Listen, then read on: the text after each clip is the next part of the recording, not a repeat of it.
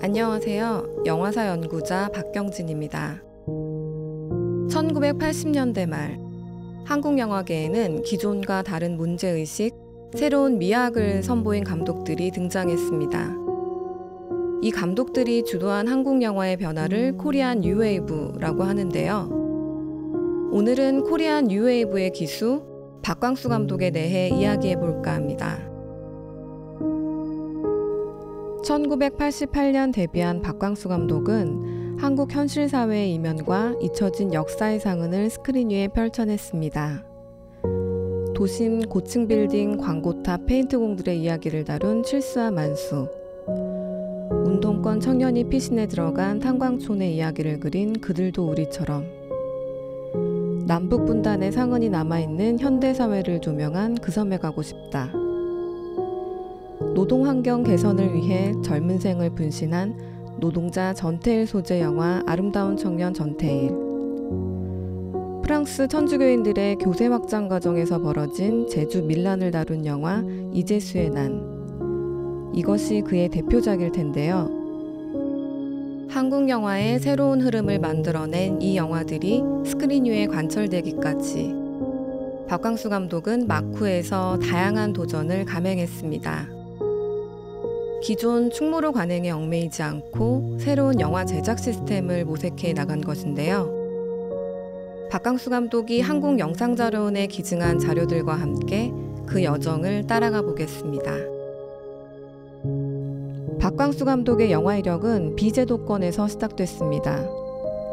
1980년 서울대 영화서클 얄라셩을 거쳐 1982년 영화운동단체 서울영화집단의 창립을 주도했는데요.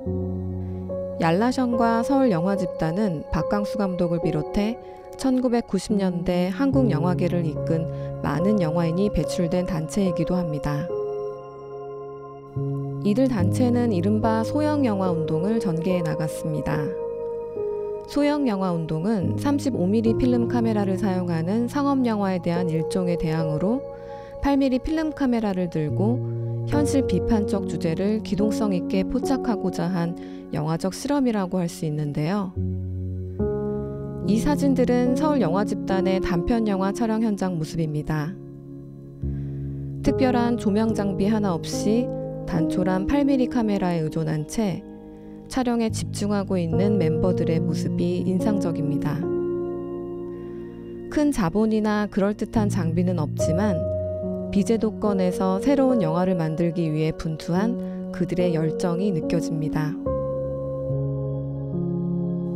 1988년 개봉한 칠수와 만수는 박광수 감독의 충무로 데뷔작이자 코리안 뉴웨이브의 시작을 알리는 기념비적 작품이라고 할 수 있는데요. 이 작품은 비제도권에서 영화운동을 하던 인력과 기성 충무로 인력의 결합으로 완성된 작품이라는 점에서도 의미가 있습니다.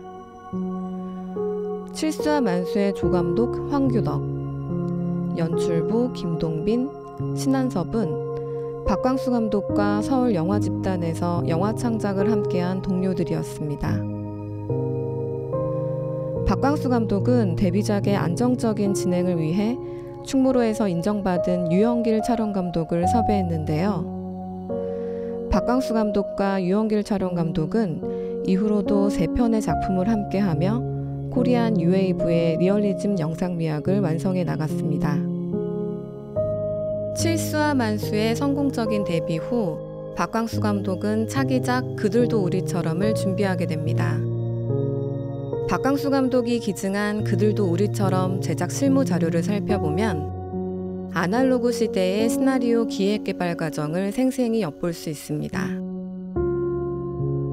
인터넷이 없던 시절 박광수 감독의 연출 부원은 발품을 팔아가며 영화의 소재를 찾아다녔습니다. 그들도 우리처럼의 시작은 1988년 9월 도서관과 대형 서점을 돌며 조사한 소설 목록으로부터 시작됩니다. 이후 박광수 감독은 최인석의 소설 셋대를 영화화하기로 결정했는데요.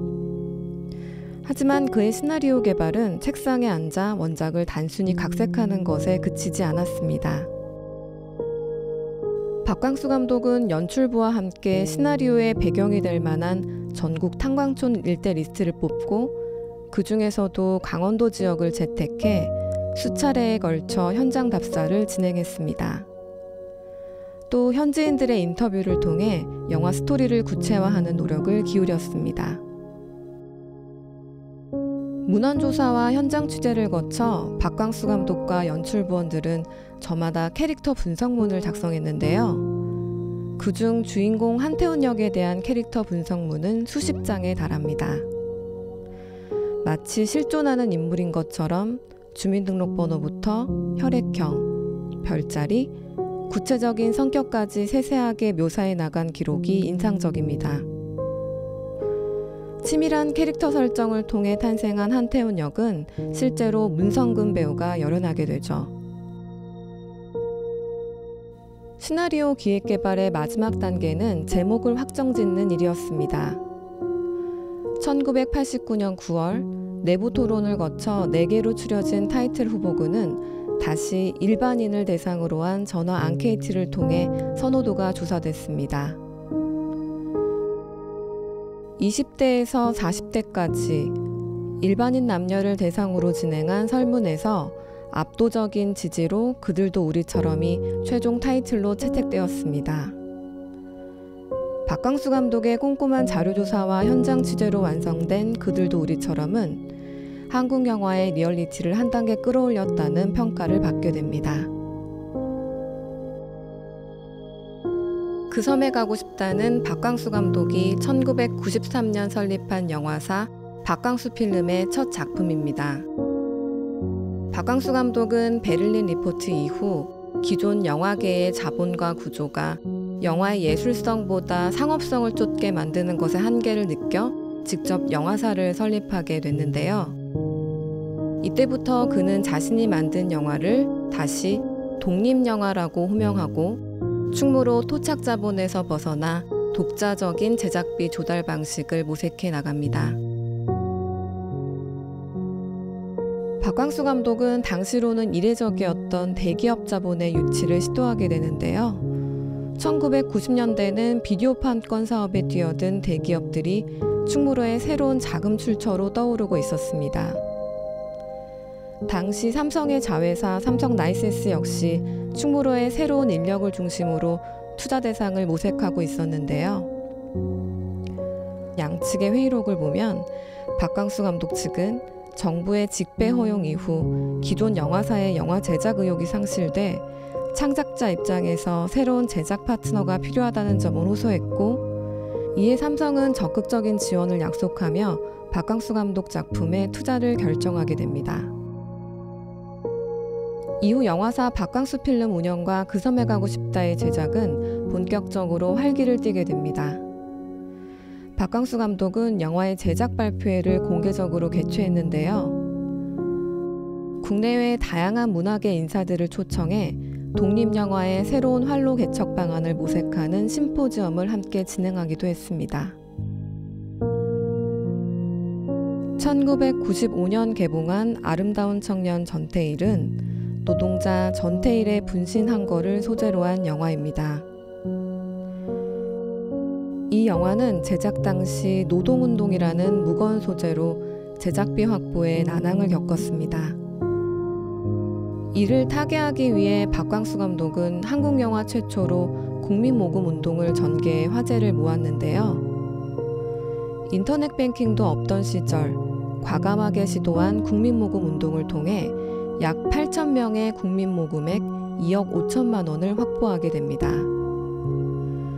국민모금 운동으로 집중된 영화의 관심은 제작 초반 우려를 날리고 아름다운 청년 전태일의 흥행으로 이어지게 됩니다.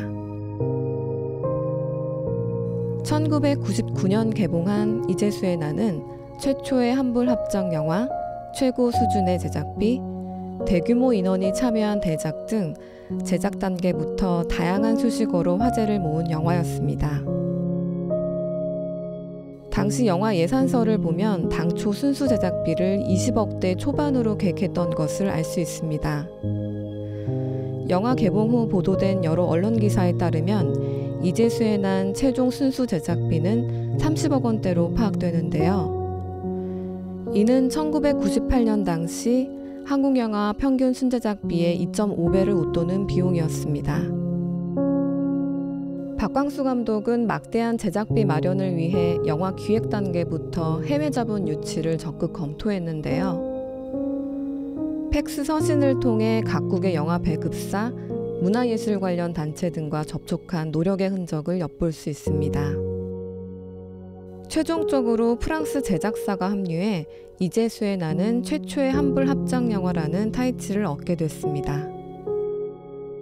아쉽게도 영화는 화려한 기획과 언론의 기대에 부합할 만한 박스오피스 성적을 달성하지 못했습니다. 하지만 1999년 개봉한 이제수의 나는 박광수 감독이 주도한 필름 영화 시대의 코리안 뉴웨이브를 일단락짓는 작품이라는 점에서 의의가 깊습니다. 1980년대부터 한국 영화 제작 현장에서 박광수 감독이 선도해온 새로운 흐름은 어쩌면 오늘날의 관점에서 그리 대수롭지 않을 수도 있습니다. 현장 취재로 시나리오의 리얼리티를 높이고 충무로 영화계의 대기업과 해외 자본을 유치하고 대중의 후원으로 영화 제작을 도모하는 방식은 이제 한국 영화계의 일반적인 관행이 돼버렸기 때문이죠. 하지만 당대 이례적이었던 시도가 보편적인 관행으로 굳어지기까지 박광수 감독이 마쿠에서 분투해온 일련의 도전은 결코 간과될 수 없을 것입니다. 박광수 감독이 착실히 보존해온 자료들로 구성된 이번 컬렉션을 통해 한국 영화 미학뿐만 아니라 영화 제작 현장에서 혁신을 이뤄낸 그의 과거 성과가 다시 한번 가치 있게 되새겨지길 바랍니다.